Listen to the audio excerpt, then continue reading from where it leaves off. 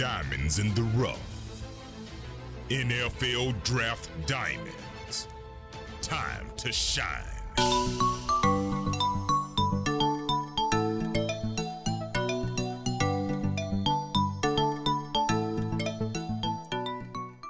Hi, my name is Jimmy Williams with NFL Draft Diamonds, and today I have with me Ajavius Brown, who's a defensive lineman out of Central Arkansas.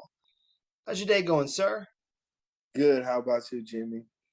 Doing all right, man. Winding down here. We got some games playing, man. It's football season. How you feeling about that? The best time of the year, man. I tell people all the time, it's the season to remember, man. You don't forget football in fall weather. It's wild, man. It's wild to be able to watch some games and see some fans in the stands, man. It's Yes. been great to see that. So I do realize again that you guys had played some games, even despite the pandemic, this past fall. But before we get into all that other stuff, let's just try and get like the framework as to who you are. So tell us about maybe where you're from, and just kind of bring us up to speed as to you as a player there for Central Arkansas. Gotcha. Well, as you stated, I'm a Javius Brown, a super senior, as my coach would like to call it, here at the Right. University of Central Arkansas. I play nose guard, and I'm from Jackson, Mississippi. I was born in Port Gibson, Mississippi, so this is where majority of my family and friends and people reside. But I moved to Jackson, Mississippi when I was about in age 8, 9.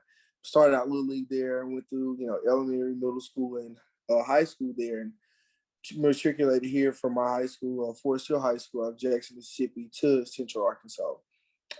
Big shout out to Coach Larry Warner for recruiting me, because at the time I had no idea I'd be playing college football, and Lord knows I'd be in this position. So thank you to that man for seeing, my potential and what I could offer.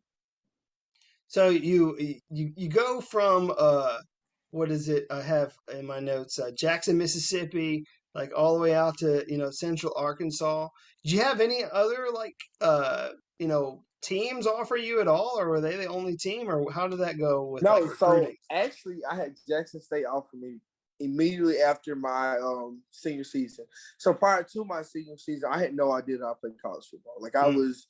I was very smart. I graduated number 5 in my class, perfect GPA, near perfect ACT score, all those good things. So I was for sure I would go to college, but to play football was, my biggest. I didn't know it would happen, and so I finally got a junior college offer my first spring practice, going into my senior year, and I said, "What? You mean to tell me I'm going to play college football?"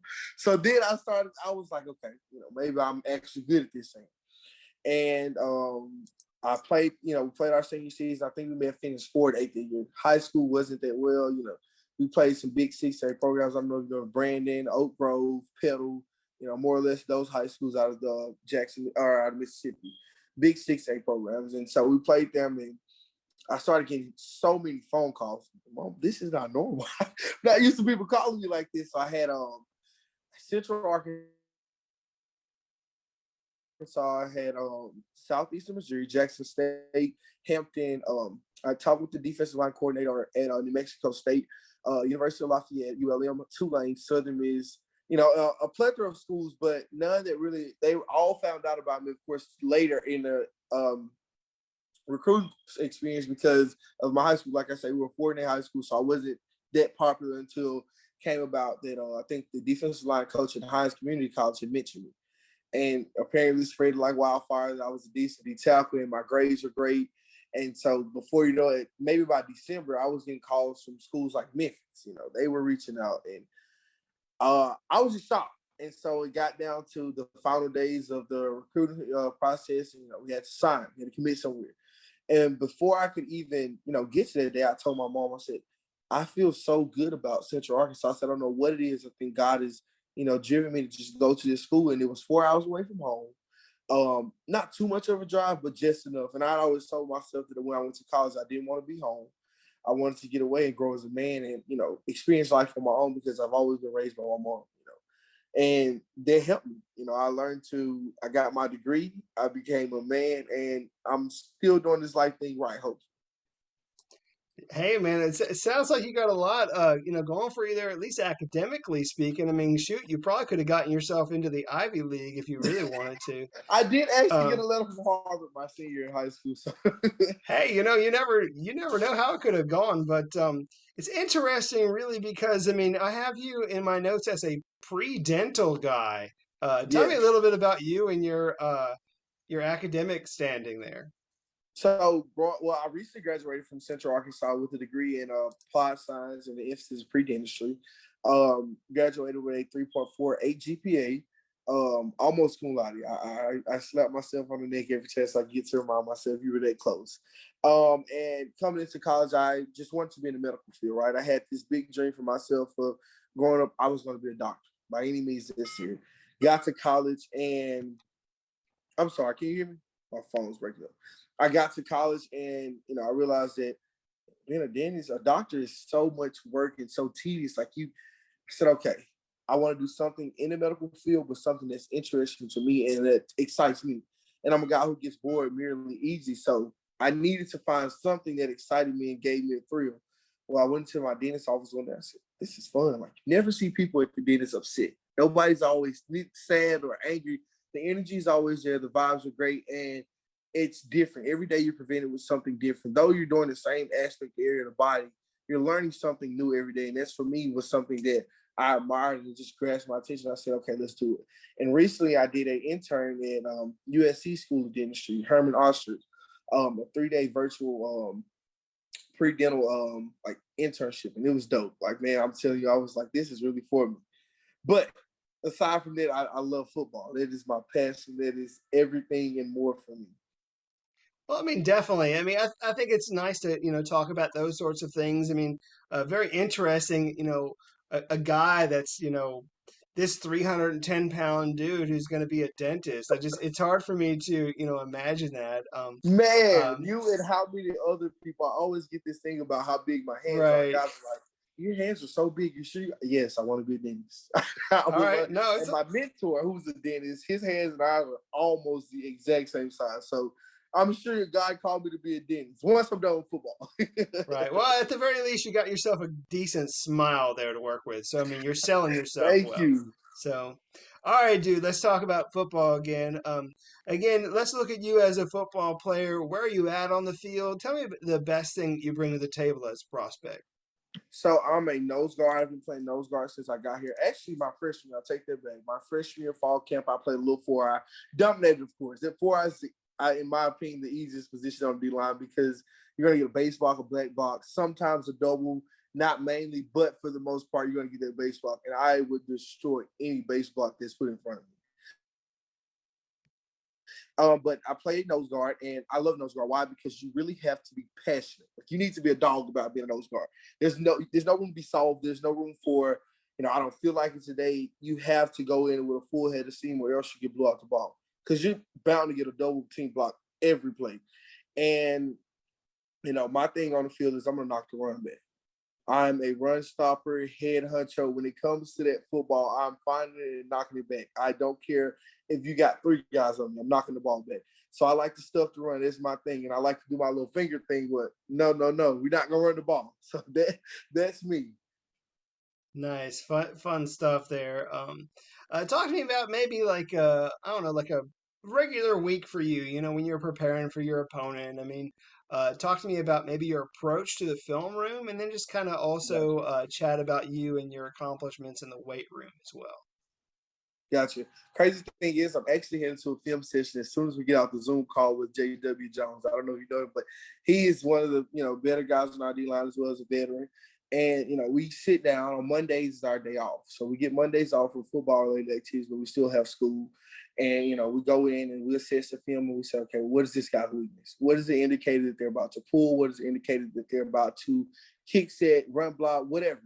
We diagnose it all the way down to he sits like this when he's about to pull and snap when he's about to pull. And we also get down to the nitty-gritty of like the play calls that the old linemen have, their hand signals, whatever's the indication that they're about to do some sort of play. We get down to those details, and I think it benefits us. Last week we played Missouri State, and obviously we didn't come out on top, but a lot of the run plays that they ran, you can kind of predicted they were about to run them just off the film study that we had prior to the week. We do this about we watch film daily, but me and JW go in on Monday and we sit down with ourselves and we exit diagnose it for about 3-4 hours. We get into it and just see what can give us the leverage on our opponents just for the week of it. We have weights on Tuesday. In-season lift is what our coaches like to call them. And we lift for about 45 minutes to an hour. Nothing too strenuous, but enough to make sure that you're still in take and in shape for, the game weekend. I just go in and my mindset is do as much as you can, right? You're not injured, you're not hurt. Be a dog, still attack it as if it was summer workout and conditioning, and put your all out there because you never know when it could be over or, what that strength could be utilized for. So we lift weights twice in a week. We practice Tuesday, Wednesday, Thursday. Friday is generally a walkthrough or travel day or, whatever you like to call it. Saturday is game day. Sunday, we come back, we cut the film on, assess what we've done, see what we need to work on, what we can be better on the next week, and we practice. So that's a typical week for me in the weight room. Oh, not to mention, I also hold the current squats record for the entire team, actually. So that is a big thing for me. 605 pounds. It's went up drastically, but the board still says 605, so we're going to say 605 today. Yeah, hey, that's fine. And again, just wanted to mention, you've actually lost a little bit of weight. Got Yes. yourself down to 310 instead of like the 320 is Yeah. somewhere. So, So this last fall break or Christmas break, I looked at myself and I said, too big. I don't like this. I like a little flat stomach and a little more muscle. So I went on this diet where it was no meat for 2 days out of the week. And then my caloric intake reduced drastically. I went down from about 3,000 calories a day to maybe about 15. I was eating no fried foods, no breads, no sweets, no juices, straight water, and just, exercising a lot more than I ate, basically. And I came back, and it wasn't until we came back, actually, my coach said, did you lose weight? And I realized that I looked a lot slimmer than I did back in December in that previous fall 2020 season. So that was a big accomplishment of mine. It's always been a dream of mine to just be 300 pounds, but not look 300 pounds, if you know what I mean. No, I hear you. And, if you look at like some of the, players in the league, look at guys like Aaron Donald, man. You would think that guy is like, Yeah. He's not that big of a guy, but even as a guy who's probably about 290, dude is cut. Like he is one of the most athletic guys like out there Right. on the Yeah. field. So, shoot, whatever you're trying to do at the next level, again, if you're going to be, going back out and playing that 4i or the 3 tech or something. Yeah. Shoot, I feel like that would help you if you were able to maintain that. So, Gotcha. I appreciate that. you were talking earlier actually about, one of your boys there that you're going to, go watch some film with. So I got a question for you. I want to make this kind of fun. So if you could pick, let's say 3 dudes on your team. It's the zombie apocalypse, and you need to have 3 dudes on your team. Uh, who are we picking? Who you bringing with you? Well, JW's number one. We would probably not be able to live together if I did say his name. I would definitely take JW. Tamarian Wilson. He's a freshman. And I'm gonna have to go with Trent Dunn. He's a super senior as well. So I'm gonna have to go with those 3. One, I hang with the skinny guys because I know they got more stamina than I do. So I know they'll last a lot longer and fight off more of them than I do. Okay. So those are my go-to guys. It's funny. It's good that you pick, guys that you really like. So to help you out. You're not picking the guy who's slower than you, so that like they end up getting him first. That would be funny. They have to be faster and more energetic. So I need those 3. Cool. Tell me about maybe your most memorable moment on the field. Tell me about one of the biggest highlights. Again, a guy like you, playing the middle there. You don't necessarily get like all these, gaudy stats and anything and everything. But what's been like your biggest highlight of your career? So it was 2019, the year we won conference, or my second time around, and we were playing Western Kentucky. I think it may have been the drive before the actual final drive of the game, and it was 3rd and something. We run a stunt on the D line, and Before you know it, I've collapsed the pocket. I'm grabbing at the quarterback, reaching. He gets away from me the first time. I go back and I grab him again, wrap him up, throw him down, and I'm like, oh my God, I just made this sack. This is insane. This drive is basically the drive that led us to, initially win the game, which was an FBS opponent back in 2019, one of the few teams we beat since I've been FBS teams we beat since I've been here. So it was crazy because, in a sense, you want to believe that you had a role to play in that victory or in that final drive that led the team to win. And it was. I said, "Ain't no way I got the sack. There's no way." And I'm just looking at this guy going crazy. The energy's through the roof, and it was just, man, it was amazing with the help of Nathan Grant and J.W. Jones always. So it was super nice. Well, I mean, the interesting thing is we've been getting a whole lot of upsets from these FCS opponents lately. I mean, if people aren't Yes. really paying attention to this, I mean, I think people forget that there's actually I don't know, very little difference of, guys that are in the FBS and FCS. I mean, it's such a thin line of talent there. And so, I mean, you got, a lot of great talent on your team, in your conference, and all over the FCS, really. So, I mean, it's not like you guys can't compete because, I mean, like you said, I mean, back in 2019, you guys were able to get the W against an FBS opponent. So, it's Yeah, it, it's going to continue to happen too. I love the upsets, man. I love the underdogs, man. getting one over on the bigger school. So always cheering for guys in that regard. So Definitely. um, I do want to get to know you a little bit outside of football. So tell me a little bit more about yourself. I mean, we already talked about your academics and stuff, but tell me a little bit about yourself other than you being a football player. Well, I am one of three boys. My mom had all boys. She has three boys. So I'm the middle child. There's Anthony, who's my oldest brother, and Xavier, who's my youngest brother. Fun fact: everybody in my family went to an HBCU. I was the only one that decided to go elsewhere, and I get joked on at the family cookouts, dinners, anything we were holidays. Everyone in my family really went to Alcorn State. And I was the only one that did. Well, I didn't get an offer from Alcorn State coming out of high school. So it was like, I have to go where I'm wanted, right? And that's a fun fact. But aside from that, I like to hike. My favorite food is wings. Love hot wings. Love hot wings. Big hot wings guy.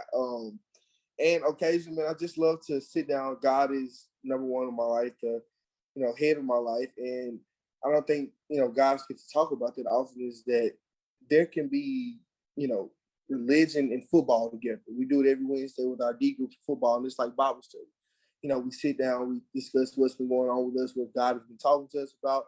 Shout out to Ryan Lajeunesse for being our leader and just, guiding us through Christ, especially being in college and playing college football. It can be very difficult. And at times, ultimately that's all we have to rely on. And so being a faithful leader and serving is just something I pride myself on. I don't think a lot of people get to, express that because ultimately in this world, that's who we have and who's never going to let us down. So God is my God. I'm a big mama's boy and big God guy. So those are my two people. And I lost both of my fathers. I lost my stepdad back in April. He died at the end of April this year. And my actual biological father passed 7 months after my mom and was pregnant with me. So I've been, those are things that constantly go through my mind as a man, especially growing up in this world. It's not having my fathers. And so I rely on God a lot of times to just get me through, my days and just go about things and just doing stuff the right way. Great. You kind of answered my next question there. So, I mean, we're going to go ahead and wrap things up.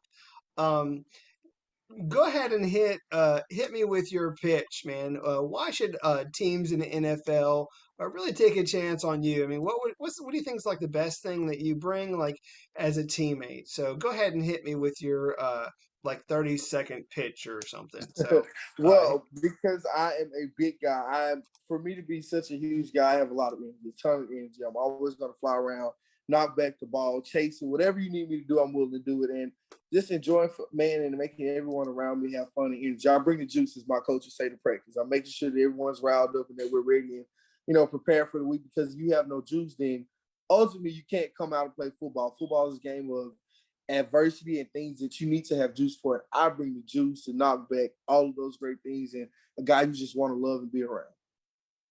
you definitely, dude. So I mean, definitely bringing the juice. each and every time you're out there.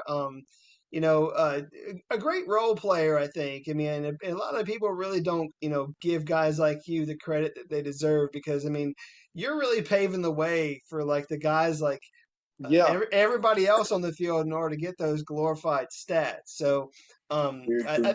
I think, again, people really need to pay attention to you and what you bring to the table. So, um, Javius, this has been fun getting to know you. Thank you, man. I I think appreciate it. it's great. Best of luck to you this season. I mean, can people follow you on social media? You a big social Yes. media guy? So my Twitter handle is MacDaddyFat. That's MacDaddyFat. My Instagram will be Fat Gotti, Fat _Fat Gotti _Fat FATGOTTI. And those are my social media accounts. Fun stuff. I think it's going to be fun. Like whenever somebody wants to look you up, like when you're, eventually going to be in the industry, it'll be Mac Daddy, dentistry or something like that. You got it. Um, it would be fun. But for now, playing some football. Wish you best of luck this season, bro. Got you, man. And thank you for the opportunity again. Sure thing. Got you.